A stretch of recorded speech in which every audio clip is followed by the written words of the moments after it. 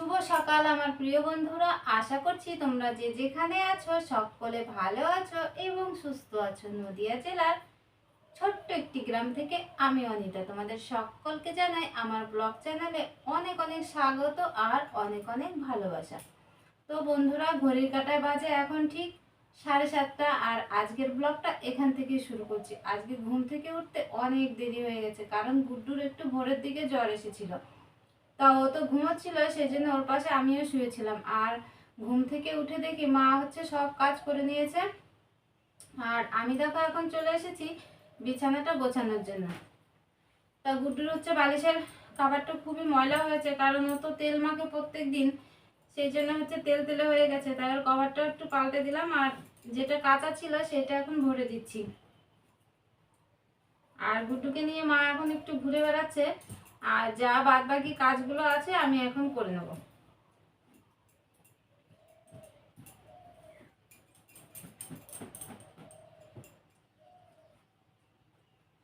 আর রাত্রেবেলা তো প্রচন্ড গরম পড়েছিল, কালকে সন্ধ্যে থেকে কারেন্ট একবার যাচ্ছে আসছে, আর কারেন্টে তেমন কোনো ভোল্টেজও ছিল না, খুবই কষ্ট হয়েছে কালকে।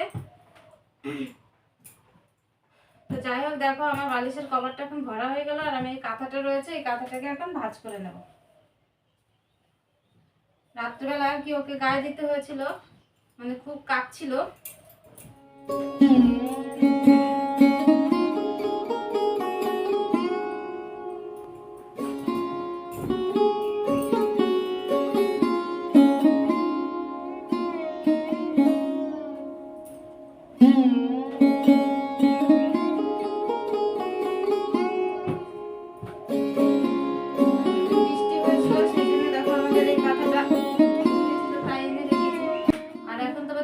খুবই গরম পড়ছে, তাই এখন আর কাঁথা লাগে না, তাও পায়ের কাছে রেখে দিই যদি লাগে, সেই জন্য আর কি। তো কাঁথাগুলো দেখো আমার ভাঁজ করা হয়ে গেল, আর এখন বালিশগুলো আমি কাঁথার উপরে গুছিয়ে রেখে দেবো।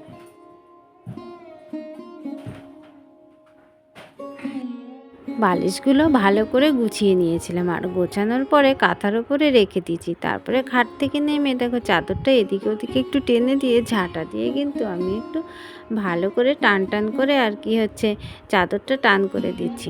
তো এদিকে বিছানাটা গোছানোর পরে জানলাগুলো খুলে দিয়েছিলাম, আর জানলা খুলে দেখো বালতিতে করে জল নিয়ে সোজা চলে এসেছি ঘরে।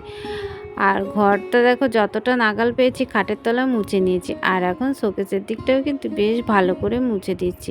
আর এই যে আমাদের মেয়েদের প্রত্যেক দিন ঘুম থেকে উঠে কিন্তু একই কাজ। হয়তো বন্ধুরা তোমরা বলবে যে প্রত্যেক দিন একই কাজই দেখায়, কি করব বলো তো, আমাদের কাজই তো এই প্রত্যেক দিন ঘুম থেকে উঠে আমাদের এই একই কাজ আর একই অভ্যাস আমাদের। তো যাই হোক, দেখো আমার ঘর দুটো বেশ সুন্দর করে মোছা হয়ে গেছে, আর ঘর মোছার আগে তো আমি গ্যাসের ঘরটা মুছে নিয়েছিলাম, আর এখন দেখো আমি বারান্দাটা সুন্দর করে মুছে নিচ্ছি। তো রাত্রেবেলা তো শাড়ি পরা ছিলাম, তা ওদিকে মাঠের দিকে একটু কাজ করতে গিয়ে বেশ ঘেমে গেছিলো, আর শাড়িটা একটু কাদাও লেগে গেছিলো, সেই জন্য আমি শাড়িটা খুলে নাইটিটা পরে নিয়েছিলাম। আর এই যে দেখছো আমি আবার একটা ওড়না জড়িয়েছি, কারণ এই নাইটিটা হাতা কাটা, তো সেই জন্য ওড়নাটা আর কি গায়ে জড়াতে হয়। তো যাই হোক বন্ধুরা, দেখো বারান্দাটা পুরো মুছে আমি একদম সিঁড়িগুলো মুছতে শুরু করে দিয়েছি। জল দিয়ে মোছার পরে দেখো ঘরের মধ্যে মনে হচ্ছে কেমন অনেক জল জমে রয়েছে, সেরকম দেখা যাচ্ছে দূর থেকে। তাও অল্প অল্প জল দিয়ে মুছেছি, কারণ গুড্ডু বারবার ঘরের দিকে যায়, তো সেই জন্য খুব একটা জল জল করে মুছিনি। তো যাই হোক, দেখো আমার ওদিকে মোছামুছি কমপ্লিট হয়ে জল গরম করে নিয়েছিলাম, আর ফোটানো জলে এখন দিয়ে দিচ্ছি গুড্ডুর গামছাটা, আর এই যে আমার সুতির শাড়িটা, এগুলো। আর এই সুতির জিনিসে না একটু গরম জল দিলে কিন্তু বেশ পরিষ্কার হয়। তা আজকে কাচাকুচির খুব একটা নেই, আমার এই শাড়ি আর গুড্ডুর দুই একটা জামা কাপড় আর গুড্ডুর গামছাটার জন্যে মেন এইগুলো ভেজানো। তা দেখো আমাদের ওগুলো ভেজানো হয়ে গেছে, আর গুড্ডুর যে। তো বন্ধুরা দেখো, পাড়ায় সেই প্লাস্টিকের জিনিস বিক্রি করতে এসেছে, আর আমার আর মায়ের দুটো কাপড় ছিল, তাই কাপড় দিয়ে এই বালতিটা রাখলাম। আর বালতিটা তো বেশ মজবুত। তো কি বলতো বন্ধুরা, মধ্যবিত্ত পরিবারের বউরা কিন্তু এইভাবেই সংসারের জিনিস একটা একটা করে জোগাড় করে আর কি। একসঙ্গে তো অনেকগুলো জিনিস জোগাড় করা সম্ভব না, সেই জন্য এইভাবেই করতে হয় আমাদের। তো যাই হোক, দেখো বালতিটা কেনা হলো, বালতি আছে অনেক কিন্তু অতটা মজবুত না, আর এই বালতিটা কিন্তু ভীষণই মজবুত। তাই আর একটা কালো বালতি আছে, সেটা তো ঘর মোছা হয়, আর এই বালতিটা রেখে দিলাম, মানে রান্নার জল টল তোলা হবে। তো চলো, জামা কাপড়গুলো তো ভেজানো হয়ে গেল, এখন ওগুলোকে কেচে নিই। আর বালতিটা আমার ভীষণ পছন্দ হয়েছে, সুন্দর মজবুত একদম।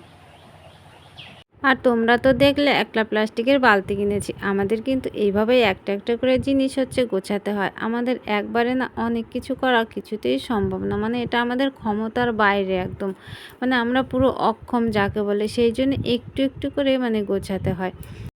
তাড়াহুড়ো করে কিনলাম কিসের জন্য বলো তো, সামনে বাড়িতে পুজো আছে, তা বালতি একটা আছে মানে স্টিলের, সেই জন্য ভাবলাম আর একটা বালতি কিনে নিই, তাহলে ঠাকুরের জল টল নিতে বেশ সুবিধা হবে আর কাটাকুটি করতেও বেশ ভালো হবে, সেই জন্য বালতিটা নিয়ে নিলাম, অনেকটাই কাজে লাগবে আর কি। তো দেখো, যেসব জামা কাপড়গুলো ভিজিয়ে রেখেছিলাম সেই সব জামা কাপড়গুলো কেচে ধুয়ে চান করে এসেছি। তো বন্ধুরা দেখো, জামা কাপড় কেচে একদম ছানদান করে পুজো টুজো করে চলে এসেছি রান্নাঘরে, আর রান্নাও বসিয়ে দিয়েছি। আর এদিকে দেখো, আজকে রান্না হচ্ছে সবজি দিয়ে মুগ ডাল। সবজির মধ্যে দিয়েছি তোমার আলু, বেগুন, ঝিঙে ডাঁটা, আর হচ্ছে মানে একদম কচি কচি লাউয়ের ডগা, সেই দিয়ে মানে অল্প মুগ ডাল ছিল, সেটা রান্না করছি। আর হবে আমের চাটনি, আর এই যে আলু চিপস ভাজা করবো।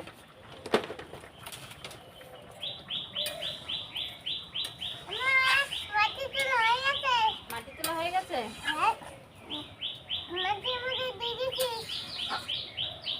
আজকে রান্নার তেমন কিছু ছিল না, আর খুঁজেও পাচ্ছিলাম না কি রান্না করব, তাই ভাবলাম অল্প মুগ ডাল যখন রয়েছে তাহলে সবজি দিয়ে তরকারিটা করি। আর গুড্ডু তো ওখানে খেলা করছে। গুড্ডু তো আবার সেই ভোরবেলার দিকে জ্বর এসেছিল, এখনো পর্যন্ত গাটা মানে একটু গরম গরম আছে। আমি ওখানে বসবো? আচ্ছা ঠিক আছে। তো চলো বন্ধুরা, আমি এখন রান্নাটা করে নিই। বন্ধুরা দেখো, একদিকে রান্না করছি আর আবার অন্যদিকে গুড্ডুর সাথে খেলা করছি, মানে গুড্ডু তো বারবার বায়না করছে এখানে বসার জন্য, তা ওর পাশে বসে রয়েছি, আবার ওর সাথে একটু খেলাও করছি, না হলে কান্না করতে শুরু করে দিয়েছে। আর মা তো গেছে মিড ডে মিলের খিচুড়ি আনতে, মানে সেই জন্য ও একটু ঝামেলা করছে, তাই ওর পাশে বসে রয়েছি। আর ওদিকে উনুনে তো কাঠ ধরিয়ে দিয়েছি, মানে উনুনে জাল দিচ্ছি, আবার হচ্ছে গুড্ডুর কাছে আসছি। ও জ্বর হওয়ার পর থেকে না মানে শরীরটা ভালো নেই, তো কেমন যেন মানে ঘ্যান ঘ্যান করছে আর কি, মানে একা একা আর খেলতে চাচ্ছে না, মানে পাশে কেউ বসে থাকলে মানে ও খুব ভালো খেলে। তাই মা নেই বলে হচ্ছে আমি এখানে বসে রয়েছি, আর ওদিকে রান্না হচ্ছে। আর এই যে দেখো খেলা, ওর মাটি খোঁড়াখুড়ি খেলা। ওই যে গুড্ডুর সাথে খেলতে খেলতে রান্নাটা করে নিয়েছিলাম, আর রান্না করে না খাওয়া দাওয়া করে নিয়েছি। খাওয়া দাওয়া করে থালা বাসনগুলো কলপারে ভিজিয়ে রেখে গুড্ডুকে ঘুম পাড়াতে গিয়ে আমিও একটা ঘুম দিয়ে উঠলাম। আর এখন বাজে বিকেল 4টে, আর এই 4টের সময় দেখো আমি এখন বাসনগুলো মেজে নিচ্ছি। আর তখন অবশ্য কলপারে রোদও থাকে, আর গুড্ডু খুব মানে দুরন্তপানা করছিল, বলছিল এসো আমি ঘুমোবো, সেই জন্য হচ্ছে আমিও তাড়াতাড়ি করে চলে গেলাম, কারণ ছেলেটার শরীর ভালো না, আর ওকে কাঁদালেও না ভালো লাগে না, সেই জন্য ভাবলাম ওকে ঘুম পাড়িয়ে নিই, তারপরে হচ্ছে বাসন মাজবো। কিন্তু ওই করতে গিয়ে না আমিও ঘুমিয়ে পড়েছিলাম, তাই আমি আর গুড্ডু এখন ঘুম থেকে উঠে তারপরে দেখো সোজা চলে এসেছি কলপারে, আর কলপারে এসে বাসনগুলো মাজতে শুরু করে দিয়েছি। আর ওই যে হাঁড়িটা ভিজিয়ে রেখেছিলাম, একদম কালিটা না ভিজেই হয়ে গেছে, তাই সামান্য একটু বালি দিয়ে বেশ ভালো করে আর কি ঘষে নিচ্ছি, মানে যাতে একটুও কালি না লেগে থাকে। তলাটা ভালো করে বালি আর ছোবড়া দিয়ে ঘষে নিয়েছি যাতে একটুও কালি না থাকে, আর ভেতরটা ওই যে ছায়া সাবান দিয়ে একটু ভালো করে মেজে নিলাম। তারপরে দেখো কড়াটাকে ভালো করে মেজে নিচ্ছি। ওই কড়াটাও সেম, মানে প্রথমে হচ্ছে ছায়া সাবান দিয়ে একটু তেল তেলে ভাবটা তুলে নিয়ে তারপরে দেখো বালি দিয়ে বেশ ভালো করে ঘষে ঘষে তুলে নিলাম যেখানে পুড়ে গেছিলো। তারপরে দেখো যে গামলা জলও ভরে রেখেছিলাম জানো তো বাসন ধোবো বলে, কিন্তু তার হয়নি, সেই জলগুলো দিয়েই কিন্তু এখন আমি বাসন ধুচ্ছি। তো যাই হোক, তলার কালিটাও হচ্ছে ভালো করে ঘষে দিলাম।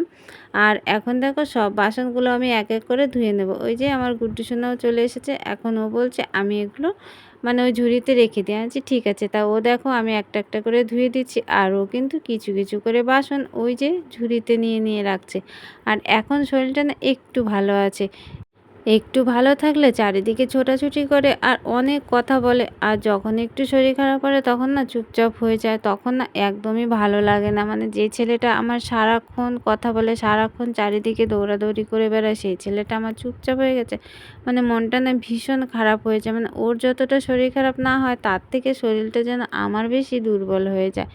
তো যাই হোক, দেখো থালা বাসনগুলো ধুয়ে আমি চোখে মুখে জল দিয়ে নিয়েছিলাম। আর এত পরিমাণ গরম কি বলবো তোমাদের, মানে বলে বোঝাতে পারছি না। থালাগুলো রেখে দেখো একদম সোজা চলে এসেছি আবার ঝাঁটাটা নিয়ে উঠোনটা ঝাড় দিতে। তো উঠোনটা তো ওইদিকে পুরোটা ঝাড় দেওয়া হয়ে গেছে, আর এখন দেখো এই কলপারের এই গলিটা ঝাড় দিয়ে নিচ্ছি।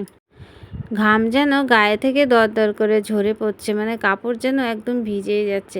তো যাই হোক, দেখো এই গলিটা আমার ঝাড় দিয়ে হয়ে গেল। এখন আমি এই আম গাছের এই দিকটা ঝাড় দিয়ে নিচ্ছি, মানে ওই যে ঝাড় দিয়ে যেখানে জড়ো করে রাখি সেখানে রেখে দিলাম আর কি। বন্ধুরা দেখো, এইমাত্র উঠোনটা ঝাড় দেওয়া কমপ্লিট হয়ে গেল। আর কালকের থেকে মানে আজকেও প্রচণ্ড গরম। হ্যাঁ বাবা বলো বলো বলো। কে বকেছে? তিতলি তোমাকে বকেছে? আচ্ছা ঠিক আছে, তুমি যাও, আমি তিতলিকে গিয়ে বকে দেবো। আচ্ছা আমি জামা কাপড়গুলো তুলে আসি। চলো জামা প্যান্টগুলো আমরা তুলে নিয়ে আসি, তারপরে তিতলিকে বকে দেবো, ঠিক আছে? হ্যাঁ চলো চলো, আগে জামা প্যান্টগুলো তুলে নিয়ে আসি। আর অনেক সকালে হচ্ছে জামা কাপড়গুলো মেলেছি। তো দেখো সেই সকালবেলা জামা কাপড়গুলো মেলেছি আর এখনও পর্যন্ত তোলা হয়নি, তাই এখন সবগুলো তুলে নিই। সব শুকিয়ে একদম পর করে হয়ে গেছে। না বাবু এগুলো ধরো, পারবে ধরতে? নাও। তো গুড্ডুর কাছে আমি দিয়ে দিলাম, আর এইগুলো এখন আমি তুলে নিই।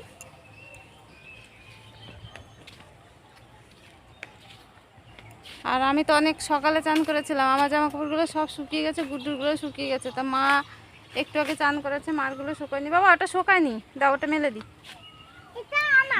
ওটা তোমার? আচ্ছা, তো এগুলো একটু পরে তুলে নেব। ভারী লাগছে? আচ্ছা। তো এত গরম পড়েছে মনে হচ্ছে একদম জান বেরিয়ে যাচ্ছে। ওটা বাবা ওই ঠাম্মির। মাসি না, ওইটা ঠাম্মি, এই দিদুন হয়। তো চলো বন্ধুরা, এগুলো এখন ঘরে রেখে দিই, তারপর একটু হাত মুখটা ধুয়ে নিই।